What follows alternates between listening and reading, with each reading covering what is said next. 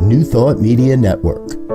We are a global broadcast network of positive music, media, and entertainment, inspiring humanity's evolution along the journey of enlightenment and creating a world of love, peace, empowerment, and prosperity for all. New Thought Media Network. Positively inspiring.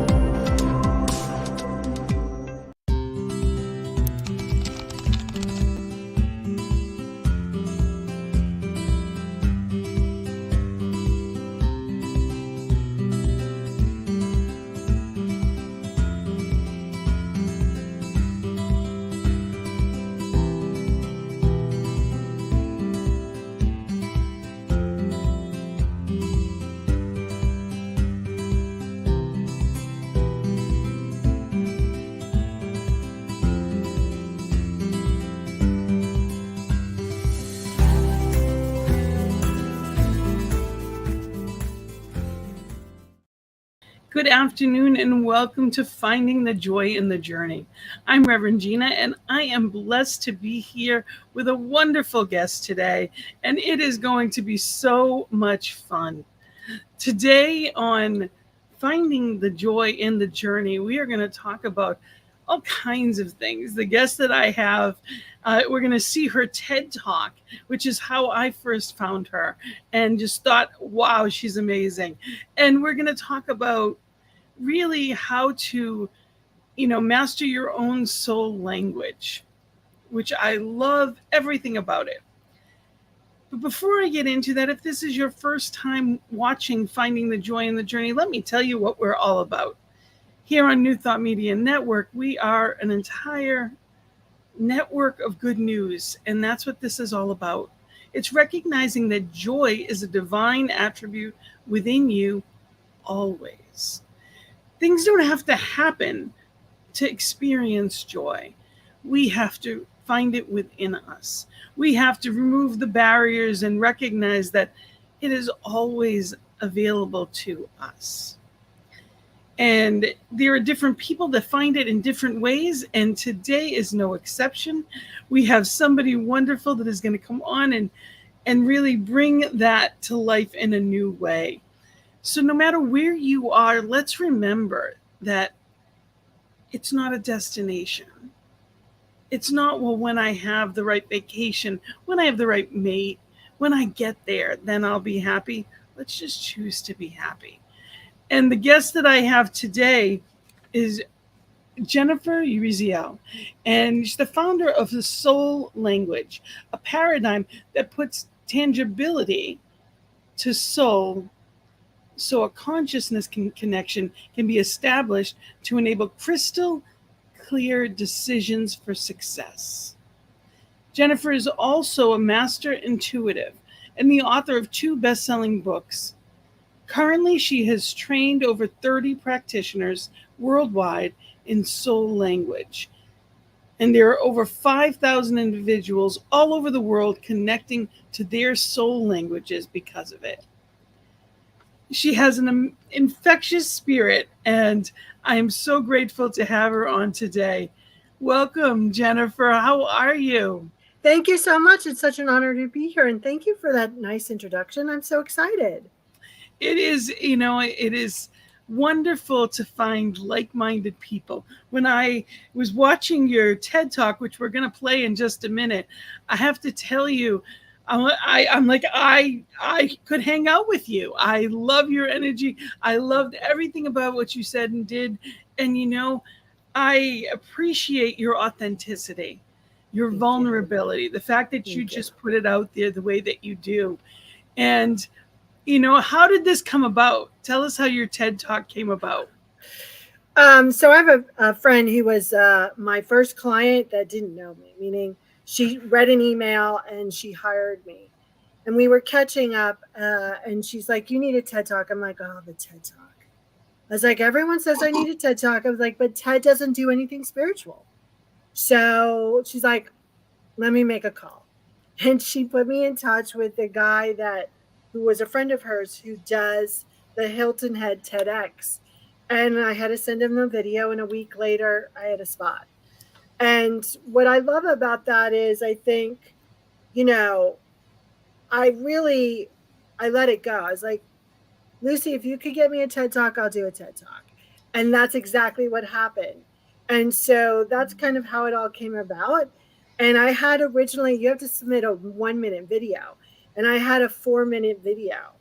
And I was like, "But I love this part. I don't want to cut that part, but I love this part." And, the original video, there's one sentence that is from the original video.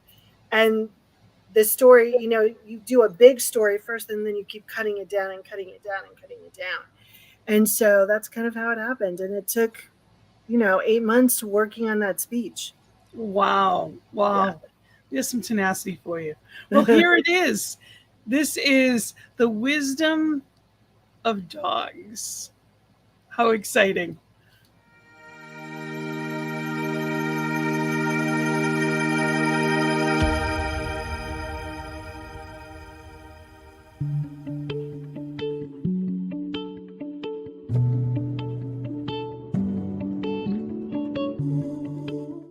Okay, let's do a little audience participation because I'm on this stage and I can.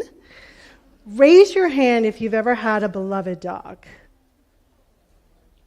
Thanks for playing. Raise your hand if you've ever been afraid to love. Come on, everyone. Oh, raise your hands. Let's start with the second question. Have you ever been afraid to open up your heart and love? Humans are under the impression that love makes us vulnerable. And to a certain extent, that is true. Whether it's a romance or friendship, new or old, relationships come with a lot of uncharted territory.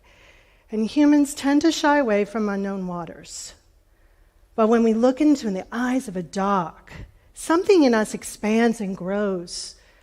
We don't focus on the what-ifs of that relationship because we believe there's no cause to be alarmed. And listen, it's not that dogs have any special capability to love or be in relationship with humans. According to dog experts, they have a special ability to be in relationship with everything. And let's be truthful. We could learn a lot about love and relationship from dogs. I did. I was a cat person all my life. I learned 3 major things. Love can be our natural state. Love is available to us. And love is about letting go. Me, the cat person, was shocked to know and realize that my soulmate is a 25-pound Australian blue heeler called Roxy.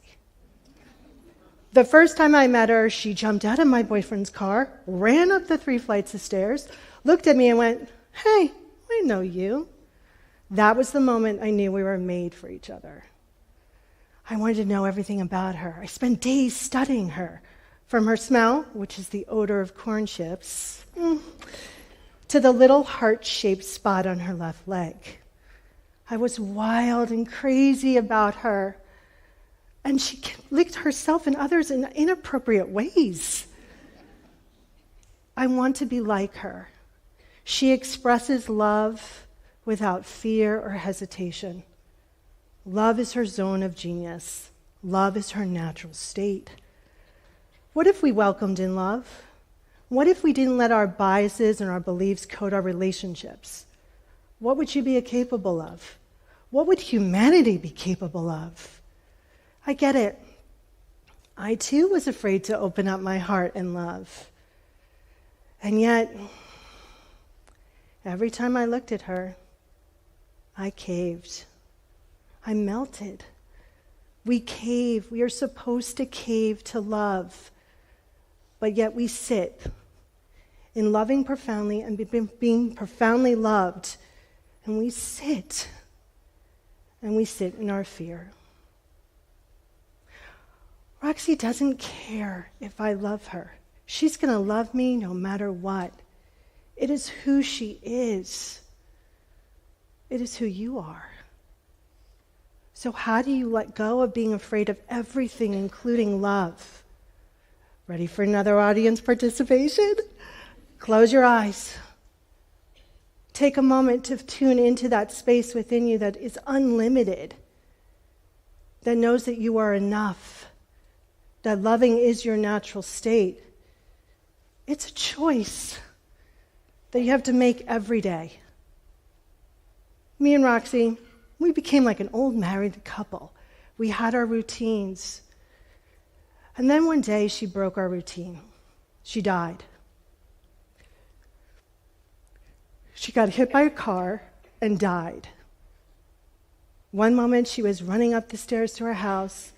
The next she was chasing a rabbit across our busy street. For her, it was over in seconds. For me, it lasted hours on that street, feeling all of the love drain out of me, feeling so alone. But in reality, I wasn't. All of the neighbors came out to help us. And they continued to support us with love, cards, flowers, homemade treats for days. I kept waiting for some profound statement from the universe. And there was just silence until I took a look around my house and I saw the offerings from strangers and loved ones. It was a physical representation of the love that was available to me. How often are you lying to yourself that love is absent in your life? It is your choice to look around and see the love within your reach. One day, I picked up her blanket, to smell that corn chip smell, and a flutter began in my heart. Roxy opened up my heart to love, and I wasn't going to let it close. My boyfriend called the breeder. Yeah, I have a boyfriend. I don't mention him a lot, but I do. And there was Roxy's cousin had puppies, and there was one available. We named her Heart. Heart came to us 2 weeks later. See, you can get your heart back. The first part of our relationship, mine and Heart's, was a little complicated. I kept comparing her to Roxy. When you're in your natural state of love, there's no comparison. And it all stopped one day, 4 a.m., when I was searching for the missing bundle. Miss Hart was looking at me with that profound sense of embarrassment as I'm searching the ground with my flashlight for that missing poop. And I'm keenly aware that if I find this poop, then I truly believe that I will have back everything that I have lost. And it hits me how I've been struggling to let go. And because I've been struggling to let go, I'm losing the love that's available to me. Sometimes you just lose stuff. And you have to be willing and accept that there's something deeper for you there, that you'll be taken care of and that you'll be safe. A couple days later, I was walking the dog park. This guy was, poop bag in hand, searching for the missing bundle. And I said to him, "You lost the poop, didn't you?" And he said, "Yeah, I did." And I said, "You know what? Sometimes you got to let it go. And don't worry, it will find you." Researchers in studying dogs' brains noticed that the reward centers lit up more for your owner is present than you're going to get sausage. And that tells me dogs know something that most of us don't, that love is the reward itself. I learned 3 things from my time with Roxy and Heart. Love is our natural state. Love is available to me. And love is about letting go. What are you going to learn? Are you going to start to see the world through eyes that know that love is all around you? Are you willing to let go of the pain and stop letting pain be your North Star and turn towards love? It's really all up to you. I know you can do it. And when you can't, Roxy's rooting for you. Thank you.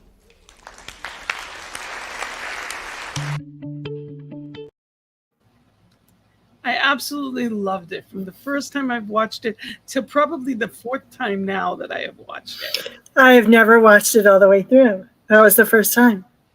I understand something. It's hard to watch for yourself. Watch yourself. You see the things you would have done differently too. Well, not only that, but like I know how much I went off road on that speech, meaning there was things that I said that weren't in the original memorization of it. And I knew I was going to do that.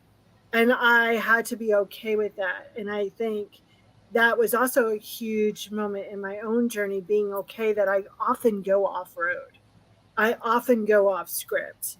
And that's part of my charm, I guess. I don't know how not to. I am not someone that can memorize. Yeah. And when I try, I don't believe I come across as sincere. So it is definitely all on Spirit's whim. So I trust and I leap into it. And, you know, I trust that what comes out is what needs to be heard. So it was definitely, I thought it was perfect. And there were so many points in that I want to just touch on. You know, first of all, love being our natural state. Yes. Yeah. I think we often forget. I think, and I'm not talking about human love, because I think that's where everyone gets all mixed up. I'm talking about that vibrational feeling that just looks at everything and goes, oh, it just is. There's no judgment. There's no fear. There's no lack. It just all is. And it's such a profound sense of feeling cared for and nurtured and supported that most of us don't really understand that is who we are on a core level. Because everything is energy. And it's understanding that when we allow it, that is our natural state. Yeah. And, you know, so often we don't realize that we have blockages, that it's us that have built up through, whether it's society has helped us build these barriers, fear, resentment, anger, frustration, you name it. You know, we are that love, and it's allowing it in. That was one of the visual that you gave us is really, you know, I love the background on this. I usually use this background, and because we have that stardust, that joy, that light is within us, and we have to give it away, and we are receiving it as we do, because it's flowing through us. So love is who and what we are, and we need that constant flow to keep it there. You know, and we need to make the decision. Yes. To remember that, embody that, know that, right? We all have free will, so. It is absolutely a choice. And we are live today, so I encourage anyone that's out there, wherever you are, we'd love to hear from you. If you have any questions or anything at all, you know, we are blessed to have Jennifer with us, and this is actually your website, and I'm going to put information up throughout if people want to contact you or look at all that you have that you offer for coaching. They can go to soullanguage.us and find you, and there is so much on there, and you have a wonderful you know, you can sign up for emails, and you have so much information that you share with people, so it's appreciated. You also have 2 best-selling books. So tell us about your books. So the first one is a giant book. It's 500 pages long, and it's really about everything about soul language. So there's the kind of what is soul language? Let's start with that. Right. So soul language puts tangibility to soul so we can create a conscious connection. So human beings really love words for things. And so I help identify the three core energies of soul, your mission, how you'll be known here, and then your soulful personality. And when you have that information, you have a one liner to your soul, and that becomes your mild marker of consciousness. If you're not being and doing that, you're going to create struggle. And then through your soul languages, you can move yourself from unconscious or struggle to consciousness. So the big book is about the basis of soul language, and it includes all 107. Oh, there's the light again. 107 core energies of soul. So it's kind of a textbook. The second book is my favorite book. It's called A Little Book of Prayers. And I'm a affirmative prayer, spiritual mind treatment girl. And I was writing these prayers for clients, and they'd be like, okay, let me tell you everything that happened since I've been reading this prayer. And a friend of mine at the beach said, when are you going to write that book of prayers? And I went, oh, okay, I got it. And that's what it is. It's 20 prayers that are kind of big themes in life. So there's a money prayer. There's a prayer for a broken heart. There's a prayer for health. There's a prayer for a new day. There's a prayer for connection. And people use that as a deviation tool. Every time they're like, I picked up the book, I opened it, and it was exactly what I needed to hear. And often during a class, after class, I'll read it and I'll be like, oh, that's really good. I wrote that. That's how divinely guided it was written. Wonderful. Wonderful. And I want to, the soul language again, you said first part is the mission. Second was how you'll be known here. Okay. So we'll use me. I'll use me as an example. Okay. So my mission here is called Equalizer. It's all about creating that perfect formula of balance, first for myself and then for others. So how the second category, how I'll be known here, is called Teacher of Integrity. All of my life, I've been able to see where people are out of the consciousness of love. I help them get back in, which means back into balance. When we were chatting before, you said I was very authentic. That's the Teacher of Integrity right there. My words and actions always have to measure up. The third category is about our soulful personality, how our soul prefers to go through life. My soul prefers to go through life as a graceful warrior, action, movement, courage, and grace. So my one-liner is I create balance for myself and others through love, integrity, and courage. And if I'm not being and doing that, I'm going to create struggle in my life. I love that. And it's probably why I resonated with you right from the beginning, because there is so much about that I absolutely identify with. You know, I think that oftentimes in life we get caught up on what we think we should be, what we were taught to be, and don't step into the what could be or is yet to be. And it's important to find someone that can help with that, because everybody is different, and everybody, you know, there's almost a stigma sometimes that we're supposed to do it ourselves. I never understood the concept that until you're 18, there's guidance counselors. You have parents, you have family, you have guidance counselors, and then you're supposed to know. The training wheels are off, and you're on your own. Which is so funny, because the brain, it does not, like those times between 18 and 25, the brain is not at its best. Like it's still really not functioning into its high quality. You're basically living on some weird instinct and not the best instincts, right? And so you're 18 and it's like, bye, smell you later. Like, which doesn't make sense. No. And here's the thing. I think people who don't think they need support have warrior energy, and they're usually the strongest person in the room. Those people actually need support. And also, if you have shame in any area, shame is a very low vibration. It actually needs help to move up to the consciousness scale.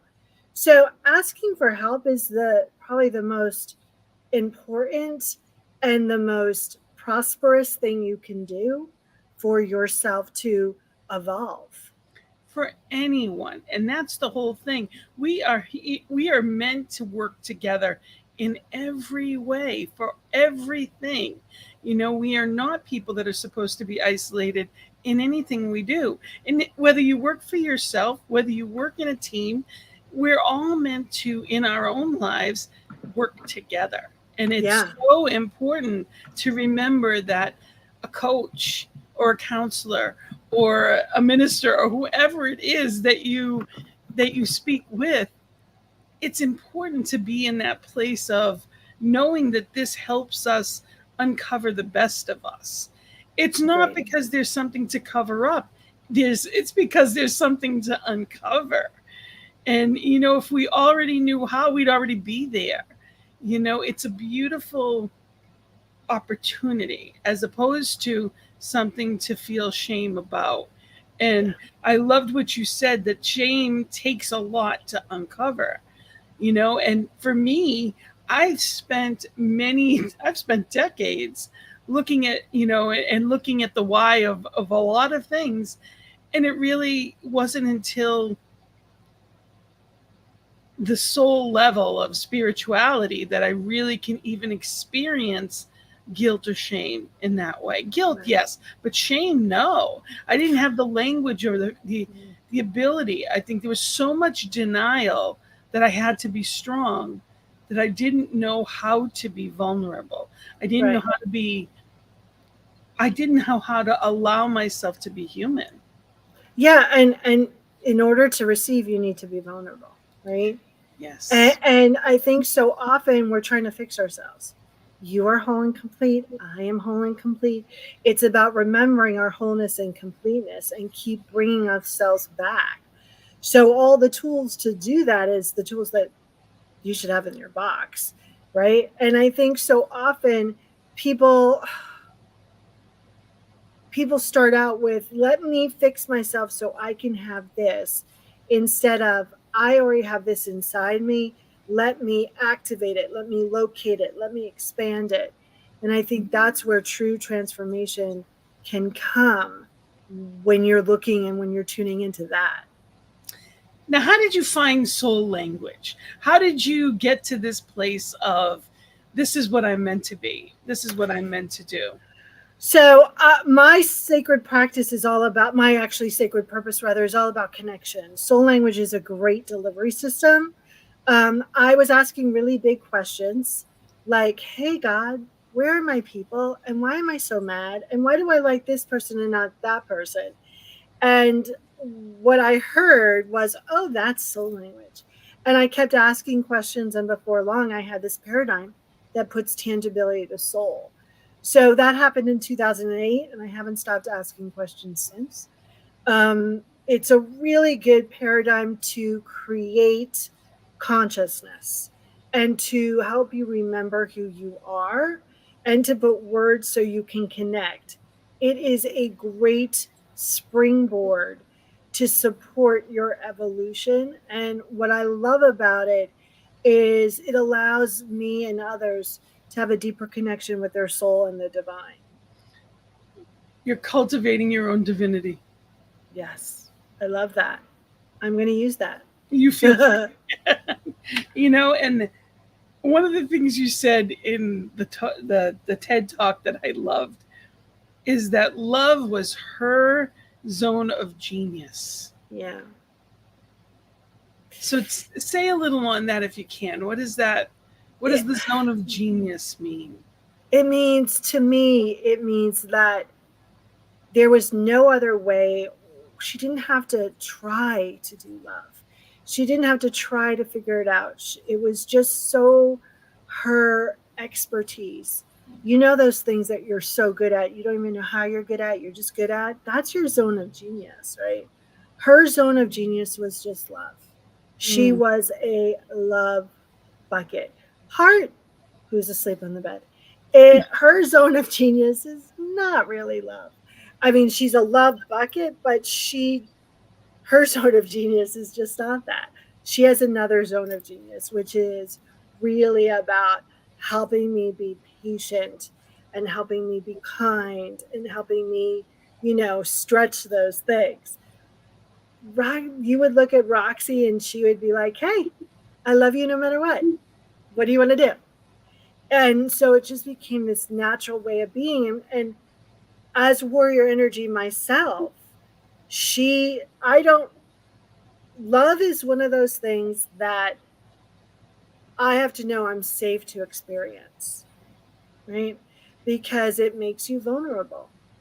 And so to be in an environment with that much love was wholly unique for me. And it really softened me. It really allowed me to open up to a lot more stuff. Absolutely. Another thing that you said in there that really touched me is, well, there was so much, and, there were so many layers to it.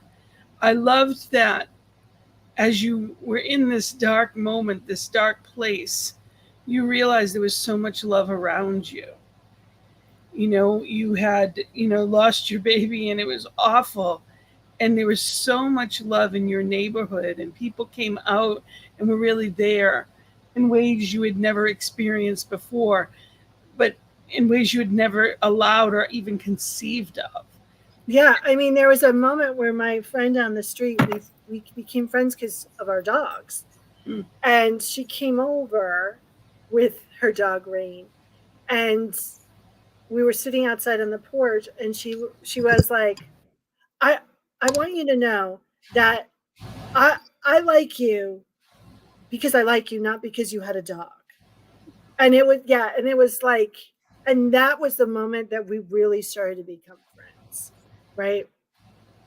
And me and Warner have talked about, like, why did this happen? Roxy chased a rabbit across the street. We've never had rabbits here, and all of a sudden a rabbit appears. And I said, she was done. She did her job. I would have liked more time with her, but she did her job. This was it. And that's one of the hardest things, I guess, that most people have to come to terms with when it's loss, right? Like, why? Why did this happen? Why is this happening? I need an answer. And even having those answers doesn't really make you feel better most of the time. I think in those situations, that's truly where you have to tune in and find that place inside of you that's never been hurt, it's never been broken, and live from that place. I mean, we say, me and Heart, well, I say it because Heart doesn't talk, but we say good morning to Roxy every day. Yeah. And when I leave, I always say, okay, Roxy, you're in charge of Heart, because Heart is a chewer of all things. And she will always be a part of our lives. It's, there's so much that we're taught in, sometimes it's not always in the ways that we want to. Yeah. And I just want to say hi to Wayne. Hi, Wayne. I can't answer your emails because I don't have access. Yes, we all want spiritual friends, and it is a very important thing to I would actually tell you, Wayne, that you want conscious friends. You just don't want spiritual friends. You want conscious friends. You want friends who are really being guided by wholeness and completeness, because those are the most fun friends, and those are the ones where you're really going to feel like people have your back. Find your tribe. Yeah. One of the things that I often say is, I have CSL I've been in for years, and I was at Concordia CSL in Rhode Island, and now I am blessed to be the minister of Boston.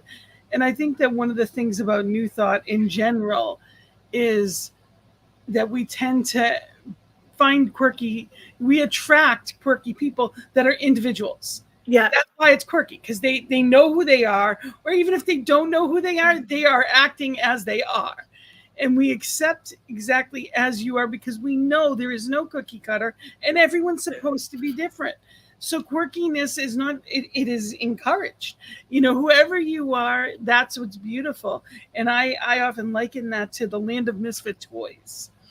in Rudolph, and I love that because no, we're not all supposed to look the same. We're not supposed to act the same, feel the same, be the same in any way.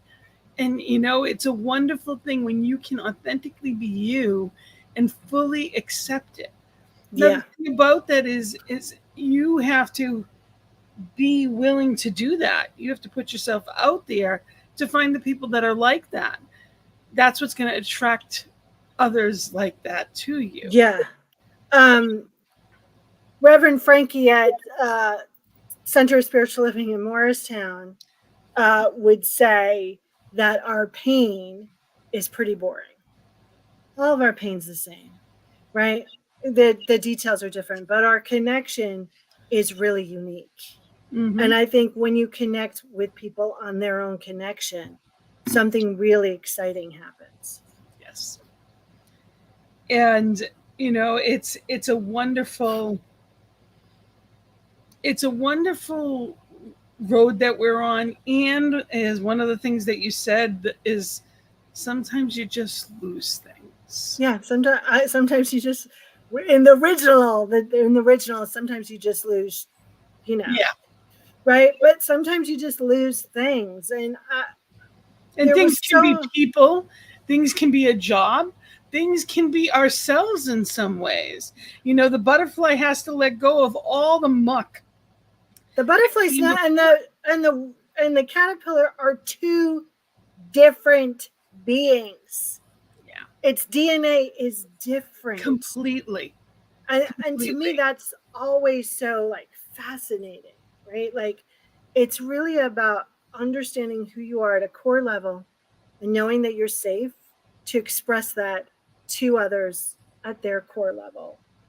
And when you do that, it tends to kind of let a lot of things go that don't vibrate at that consciousness level. Yes. So as you've gone through this and you work with people, and I know you've got a lot of different workshops and different things going on. You've got a lot of it's fun, and you do it in a different way. So the class that I was attracted to was the inner warrior child. And we were talking about, before we came on, we were actually talking about the inner child and how to care for ourselves that way. Because oftentimes there's not a lot of self-compassion. There's more judgment. There's more, there's all kinds of emotions. Compassion isn't always one of them.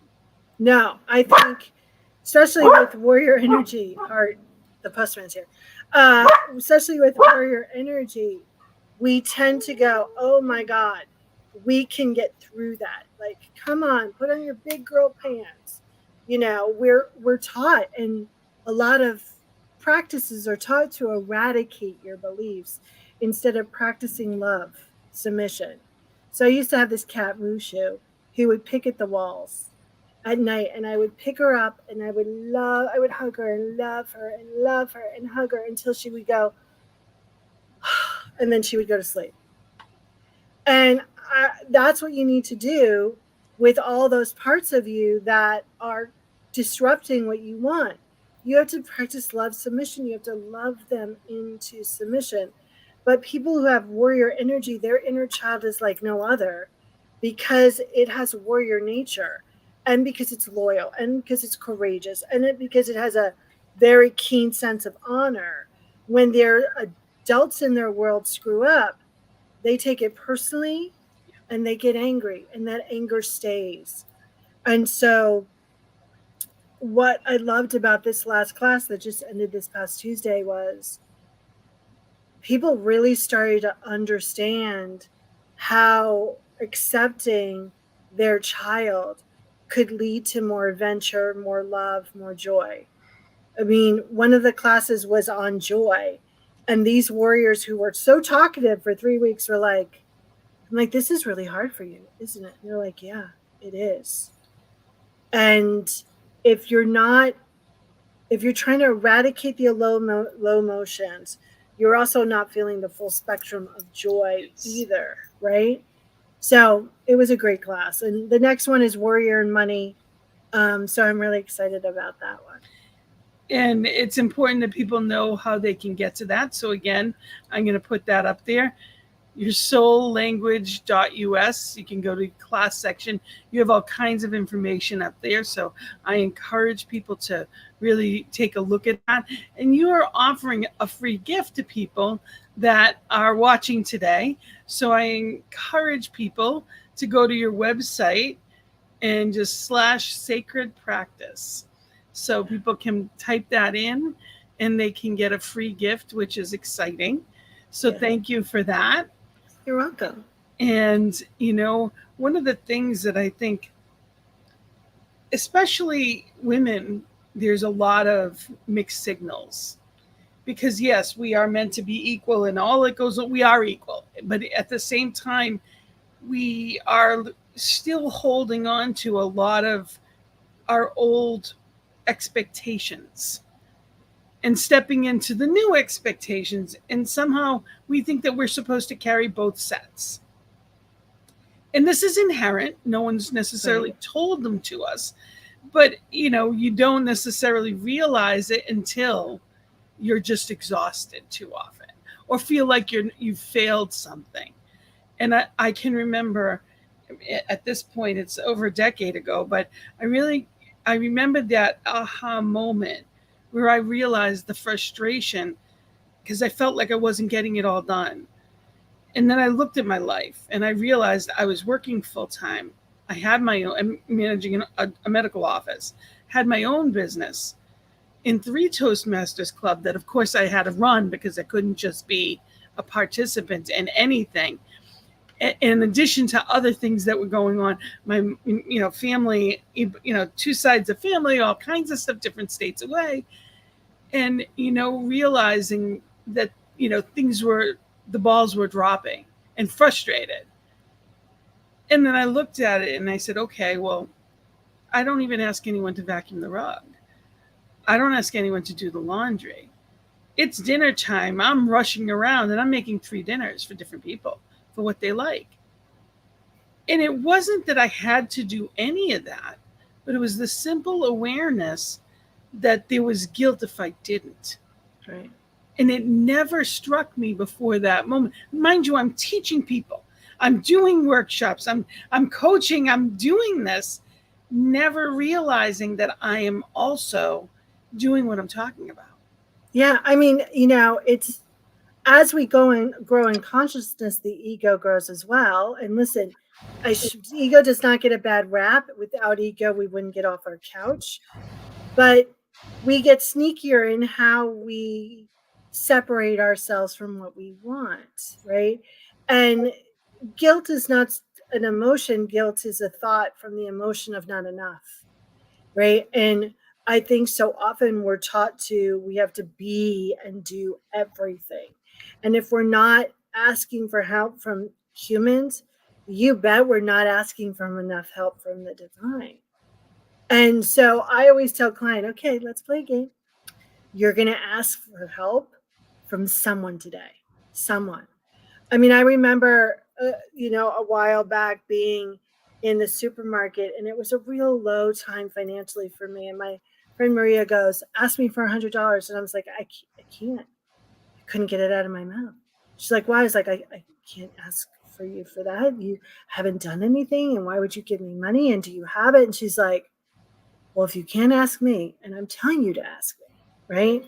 Yeah. It's right. It's so I think also people don't want to be like that person where they seem like victim energy and they're always asking for something and, they never can do anything alone for themselves, right? It's really about,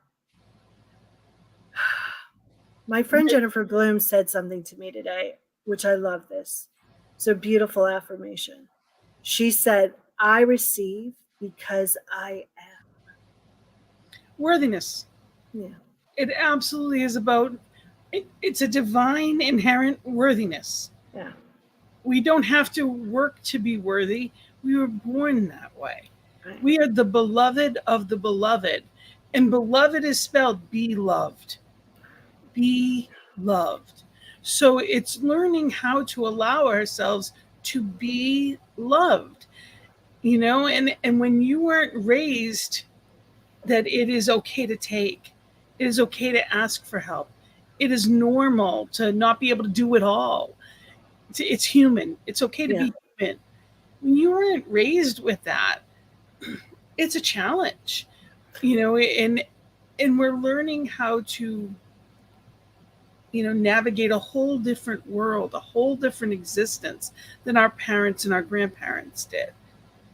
And we're and don't try to do it all at once. Take one step at a time, because I think everyone tries to do all of it at once, and then they wind up doing nothing.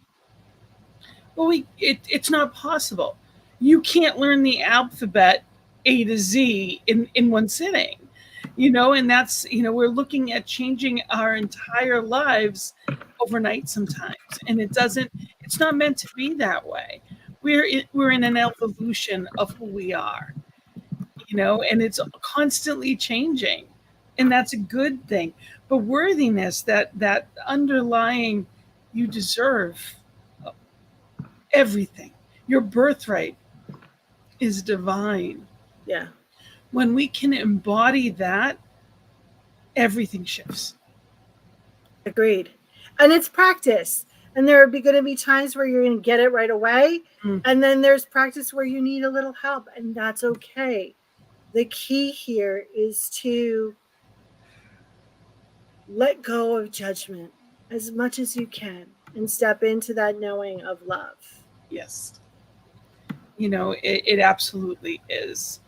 And one of the things I wanted to talk about before we get caught up, because time is flying by, as you see, I wanted to mention your new class based on the Star Trek characters.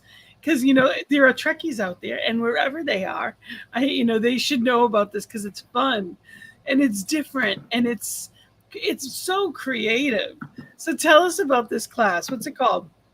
So it's called Make It So, based on Jean-Luc Picard, because I love Jean-Luc Picard. And it's really taking the Star Trek characters and really helping them for us to help evolve and evolution. I think entertainment is a great way to get yourself out of your own stuff and move you into a place of deep understanding. And so that's what I'll be doing. It's sort of hidden on my website right now, but if you email me or contact me, I can send you the link, because it's going to be a small class, only 6 to 10. So if you want to join, sign up, because I want everyone to have a lot of sharing opportunity. Yep. Which is wonderful. And it's exciting. And, it is this thing called life that we're living in. This is a miraculous gift that we're given. And it's a question of, do we realize we get the choice? And how are we using it? So when I ask you, what brings you joy? What do you do consciously to enable joy in your life? I think lately it's really about finding joy in all of the little things, right? I think it's really clear that joy, I think people keep looking for the golden ticket, and it's really a bunch of little tickets. So really finding the joy in almost everything. So today I was outside early this morning, picking all the dead leaves off of my tomato plants and listening to an audiobook. And I was just struck about, oh my God, I love what I'm doing right this moment. Right this moment, I am so happy. And really being present with that. Playing with the dog, reading. I love to cook, hanging out with Warner, my boyfriend. I love to look at beautiful things. Of course, I love watching Star Trek. Those are joyful things for me. And I think so often we're multitasking, so we're not getting the full feeling of joy. So I haven't been multitasking during things that make me happy. I've been really present lately. I love that. And I've also noticed that my multitasking has been taking away from so much. And there's so much in life, screens, because we're clicking on the next thing, especially on, when we think of social media, it's the next story, it's the next picture, it's the next. And we're going so fast that we're missing the value in life. And we're doing that while we're having a conversation with people, or while we're watching TV, and our mind doesn't get a chance to just be very often. Yeah, I forget who it was because it was such a long time ago, but a friend of mine, I don't even know where I heard this story, but she had this little kid, and he was like, "Mommy, listen to me." And she's like, "I am listening to you." And he said, "No, with your eyes." And it was such a profound moment. Like, yeah, most people don't look each other in the eye when they talk. They're thinking about what they say next. They're over here, they're over there, but being really engaged. It's really profound when someone knows that they're feeling that they're being seen and heard by you. Yes. And that you feel seen and heard. I think that's huge. And it doesn't take a lot for us to allow that to happen. It's a retraining in some ways. It is truly a retraining of being, of choosing it and again, and really coming to center as often as is needed, and just really aligning. Because part of staying conscious is staying out of the stories, out of the drama, for a long time for me, especially during the pandemic, 2020, 2021, because in addition to the pandemic, many of us had loss. Yeah. That was people that we loved, and there was that devastation in addition to, or it was a job or money or whatever it is, and all these emotions. It affected a lot of us in different ways. So it's being mindful that we now can take back reins and choose differently. And it's the habits that we choose instead of our default molds that are so important. Yeah, and I don't think a lot of us have felt the grief up until the last year, right? We were so in the fear and flight. And now that that's kind of settled, a lot of people are feeling this grief, I'm not sure what I'm supposed to be doing. I feel like nothing's happening. I keep trying stuff and nothing works. Those are all kind of signals of grief. And so I think those are starting to catch up with us, and we just need to process a little more and activate a little more trust. And there is support all around you. There is that love. Take a look outside of your immediate bubble and find the support that you need. And if you don't, people can reach out to either of us to figure out how to start with that. They can reach you, and I'm going to put your website up there again, soullanguage.us. And of course, people can also reach out to me. I'd love to hear from you. And it's Gina@cslboston.org or Gina@believeinouttoday.com, whichever you prefer. And I would love to hear your comments, whatever it is that you'd love to, any questions or anything at all. I'd love to hear from you. This time together always flies by, and I definitely would love to have you on again sometime soon. I would love that. And I want to make sure people know you are going to be on our Sacred Circle at 7 this evening. Yay! Very exciting. And you're going to be talking about soul language. It's going to be a discussion that we have this evening. All are welcome. It's Eastern Time, 7 p.m. And wherever you are in the world, you are welcome. I always tell people, if there's something you want online, if you're on your phone, just do a screenshot, so that you have the ID. Or if you need to, you can go to CSL Greater Boston's Facebook page, and there's always a link there as well. But I encourage people to join our conversation about soul language this evening. Thank you for being a part of that and really bringing that to the community, as well as, thank you for really having that. And again, this is the link, soul2business.my Kajabi? Kajabi.com, Star Trek, blah, blah, blah. There you go. It's a crazy link, everyone, but you know what? It's going to be worth it. I mean, I'm so excited about It's gonna be. It looks wonderful. So I was looking at it, and it does. It looks wonderful, and I really encourage people every day to find something that makes you smile.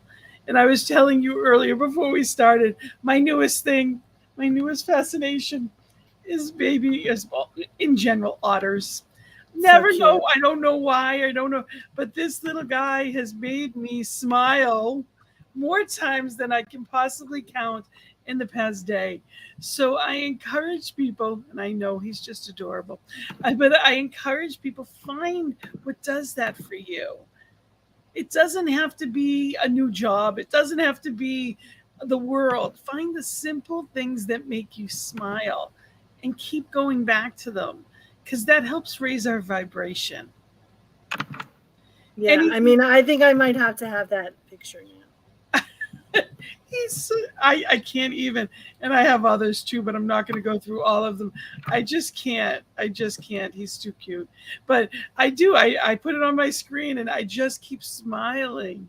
So find what makes you smile. If you have, a child, a niece, a nephew, a picture of a loved one, if you have something that makes you happy, put it somewhere you see it all the time.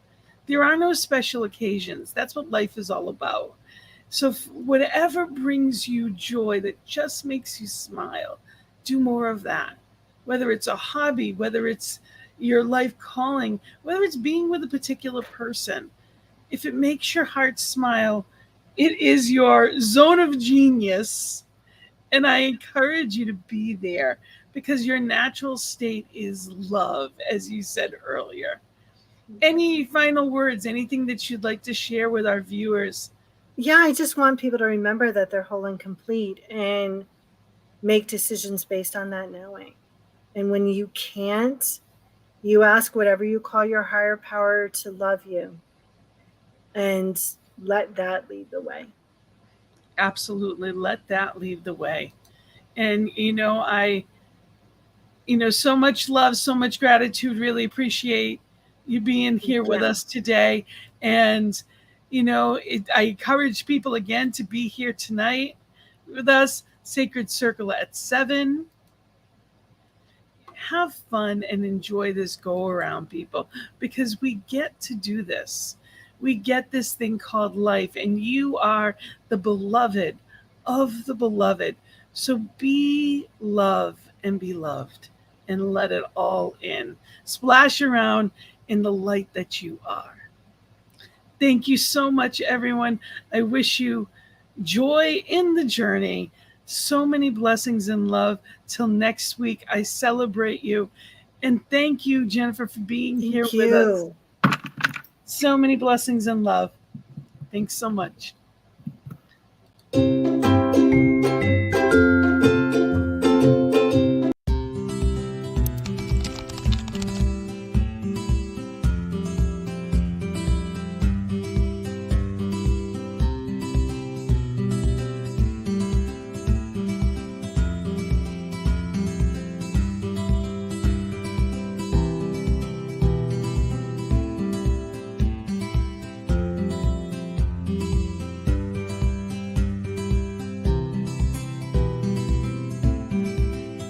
On behalf of everyone at New Thought Media Network, thank you for being a member of our virtual family.